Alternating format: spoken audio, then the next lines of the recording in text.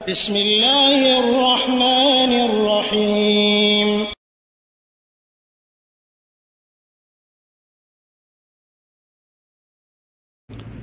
الحمد لله كفى والسلام على عباده الذين اصطفى أما بعد 9870 ভাই জানতে চেয়েছেন যে ফিলিস্তিনে অবস্থিত বাইতুল মাকদেসে সর্বপ্রথমে শবে বরাতের নামাজ সেখানে চালু হয়েছিল, কিন্তু কোন ব্যক্তি এই বেদাত চালু করেছিল, তার নাম কি এবং তার ধর্মীয় পরিচয়ই বা কি?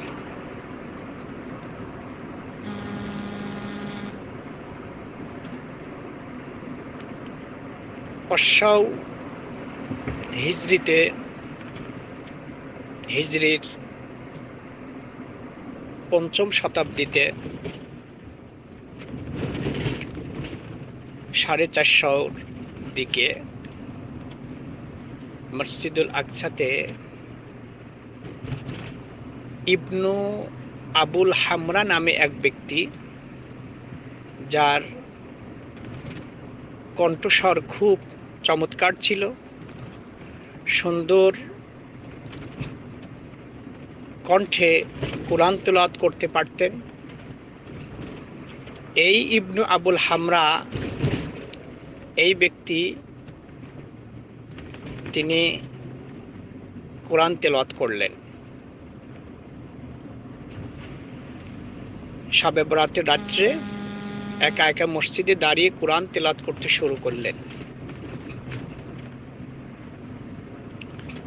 এরপর একজন দুইজন করে তার পিছনে ইক্তেদা করতে লাগলো। পর্যায়ক্রমে মুসল্লিদের সংখ্যা বেড়ে গেল। পরবর্তী বছরে যখন জানাজানি হলো, তখন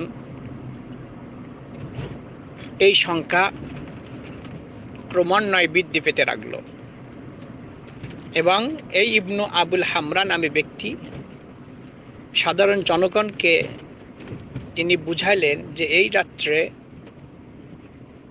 মসজিদটিকে অতিরিক্ত লাইটিং করতে হবে, লাইটের দ্বারা, আলোর দ্বারা মসজিদকে আলোকিত করতে হবে, সুসজ্জিত করতে হবে। ঠিক তাই করল। আর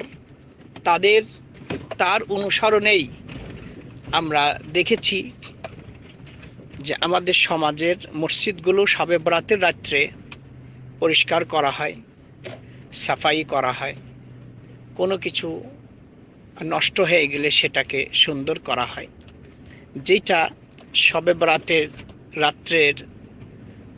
বরাতের রাত্রে উপলক্ষে কিন্তু করা হয়, যেগুলো আমরা লক্ষ্য করেছি। তাহলে রাসূল সাল্লাল্লাহু আলাইহি সাল্লাম মৃত্যুর 450 বছর পরে এই বেদাত চালু হলো। যে ব্যক্তি চালু করলেন ওনার নাম হচ্ছে ইবনু আবুল হামরা। ওনার ধর্মীয় পরিচয় হচ্ছে অগ্নি পূজক। তিনি আগুনের পূজারী ছিলেন। আর এই জন্যই মুসল্লিদেরকে, জনগণকে তিনি মসজিদটাকে অতিরিক্ত লাইট দ্বারা আলোকিত করতে আদেশ করলেন। তার উদ্দেশ্য ছিল যে ওই লাইটের পূজা করা, ওই আলোর পূজা করা, এইটা তার উদ্দেশ্য ছিল।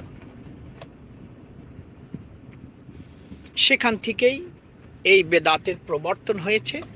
মূলত এটা ভাগ্য রজনী, এই রাত্রে আগামী 1 বছরে কি হবে সেটা নির্ণয় করা হয় মর্মে যে কথাগুলো বলা হচ্ছে, এটা সবই হচ্ছে ভ্রান্ত, এর কোনো ভিত্তি নাই। বরং এই শবে বরাতের সপক্ষে সহিহ সনদে যে দলিলগুলো এসেছে বা কুরআন থেকে যে দলিলগুলো পেশ করা হয়, সেগুলো মূলত বলা চলে শবে কদর সম্পর্কে।